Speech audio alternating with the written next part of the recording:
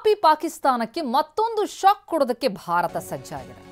ಪಾಕ್ ವಿಮಾನಗಳಿಗೆ ವಾಯುಮಾರ್ಗ ನಿರ್ಬಂಧ. ಪಾಕ್ ವಿಮಾನಗಳಿಗೆ ನಿರ್ಬಂಧ ಹೇರುವಂತಹ ಚಿಂತನೆ. ಭಾರತದ ವಾಯುಮಾರ್ಗವನ್ನು ಬಳಸದಂತೆ ನಿರ್ಬಂಧ ಹೇರಲಾಗುತ್ತಾ? ವೀಸಾ ರದ್ದಾಯಿತು. ಸಿಂಧು ನದಿ ಒಪ್ಪಂದ ರದ್ದು ಬೆನ್ನಲ್ಲೇ ಮತ್ತೊಂದು ಶಾಕ್ ಕೊಡೋದಕ್ಕೆ ಭಾರತ ಸಜ್ಜಾಗಿದೆ. ಉಗ್ರರನ್ನ ಪೋಷಿಸ್ತಾ ಇರುವಂತಹ ಪಾಪಿ ಪಾಕಿಸ್ತಾನದ ವಿರುದ್ಧ ಸಮರ ಸಾರ್ತಾ ಇರುವಂತಹ ಭಾರತ ರಾಜತಾಂತ್ರಿಕ ಸಮರ ನಡೆಸ್ತಾ ಇದೆ. ಒಂದು ಕಡೆ ಭಾರತದಲ್ಲಿದ್ದಂತಹ ಪಾಕಿಸ್ತಾನಿಗಳ ವೀಸಾ ರದ್ದಾಯಿತು, ಅವರನ್ನು ವಾಪಸ್ ಕಳಿಸಾಯಿತು. ಸಿಂಧು ನದಿ ಒಪ್ಪಂದ ರದ್ದಾಯಿತು. ಈಗ ಪಾಕ್ ವಿಮಾನಗಳಿಗೆ ವಾಯುಮಾರ್ಗ ನಿರ್ಬಂಧ ಹೇರಲಾಗತ್ತಾ? ಅಂಥದ್ದೊಂದು ಚಿಂತನೆ ನಡೆದಿದೆ. ಪಾಕ್ ಗಡಿಯಲ್ಲಿ ಭಾರತದ ಸೇನೆ ನಿಯೋಜನೆ ಹೆಚ್ಚಳ ಆಗಿದೆ.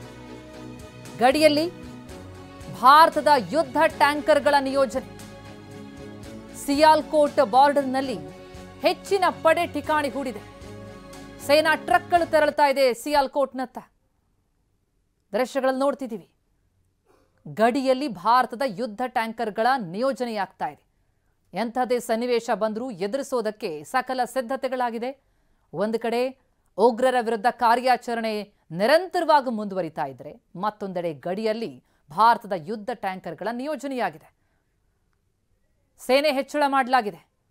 ಸಿಯಾಲ್ಕೋಟ್ ಬಾರ್ಡರ್ನಲ್ಲಿ ಹೆಚ್ಚಿನ ಪಡೆ ಠಿಕಾಣಿ ಹೂಡಿದೆ. ಸೇನಾ ಟ್ರಕ್ಗಳು ಸಿಯಾಲ್ಕೋಟ್ನತ್ತ ತೆರಳಿವೆ.